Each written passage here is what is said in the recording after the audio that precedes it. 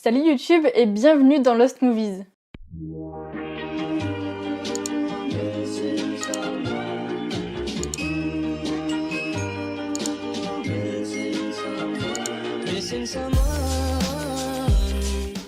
La dernière fois, on s'était penché sur le cas de Leonardo DiCaprio, mais pour cet épisode, j'ai décidé de choisir quelque chose d'un petit peu plus volumineux, on va dire. Alors bien sûr, on connaît Totoro, Ponyo ou encore Le Château Ambulant, mais ne vous inquiétez pas, Ghibli aussi a des films cachés. Alors qu'en général, le studio base énormément ses films sur les relations entre les personnages, avec Iblar Jikan, oui le nom est très spécial, Ghibli a essayé quelque chose de très différent. Le but de ce film est plutôt contemplatif. Nous ne suivons pas une histoire particulière, mais plutôt une succession de différents tableaux aux paysages fantastiques et colorés. Ce film d'une demi-heure a été réalisé par Naoshisa Inoue en 2007, et si nous semblons reconnaître certains coups de pinceau, ce n'est pas anodin. Ce réalisateur avait aussi constitué les décors de Si tu tends l'oreille, qui est sorti bien plus tôt, et que je vous conseille aussi, qui est très sympa. Le film est reposant et poétique, on se laisse emporter par ces 8 séries de tableaux accompagnés de douces musiques. Mais pour revenir au film, on en trouve une version de 5 minutes qui se trouve sur YouTube et qui serait sortie en 2015. J'ai particulièrement apprécié cette version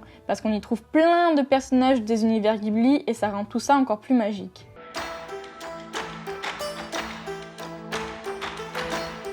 Le deuxième film est clairement celui qui m'a plus surprise de toutes mes recherches. Est-ce que vous saviez que Ghibli avait fait un live action ?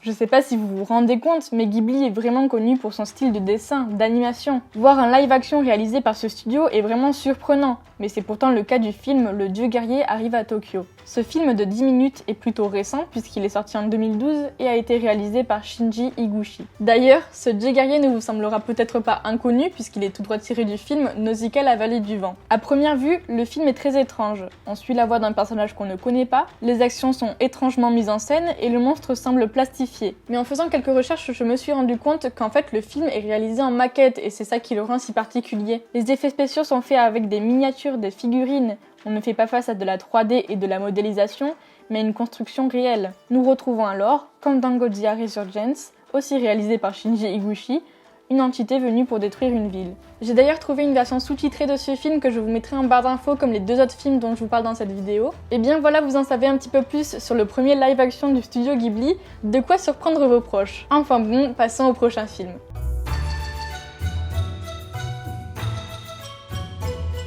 Le dernier film est clairement celui que j'ai préféré. Oui, je vous ai gardé le meilleur pour la fin. Je suis vraiment désolée pour la qualité du film qui n'est pas tip top, mais vous comprendrez par la suite pourquoi c'est comme ça. On nous a toujours dit que Totoro n'avait pas eu de suite, n'est-ce pas ? Et pourtant, si vous saviez, en 2003, Hayao Miyazaki lui-même décidait de sortir une suite de 13 minutes à ce célèbre film. Mais comment se fait-il que personne ne soit au courant ? Tout simplement parce que ce court-métrage, comme beaucoup d'autres de la licence, sont réservés au studio Ghibli à Mitaka au Japon.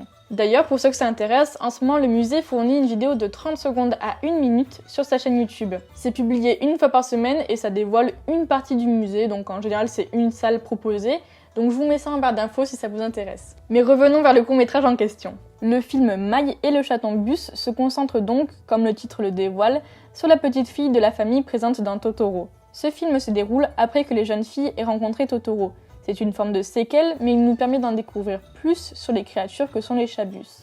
On est donc replongé dans cet univers merveilleux et ça nous permet d'approfondir nos connaissances à son sujet. Tout comme Totoro, ce court-métrage est drôle, attachant et les musiques sont formidables. Miyazaki avait longtemps affirmé qu'il ne ferait pas de suite à Totoro. Parole qu'il ne tenut qu'à moitié, car en temps normal, il est très difficile de voir ce film. Ce film a quand même demandé 15 000 dessins, donc Miyazaki a vraiment fait en sorte que ce soit de qualité, parce que quand même c'est énorme, je vous dis pas le travail que ça doit demander. Et bien voilà, maintenant c'est à vous de découvrir ces films, j'espère que ça vous aura plu, j'étais très contente de vous les partager. Je pense à peu près sortir des Lost Movies toutes les 2 semaines parce que ça demande quand même beaucoup de travail, mine de rien. Mais n'hésitez pas à me mettre en commentaire les prochaines stars, studios, etc. que vous aimeriez voir dans l'émission. On se retrouve tout de même dimanche prochain pour une nouvelle vidéo. N'hésitez pas à liker, à vous abonner si ça vous a plu. Des bisous!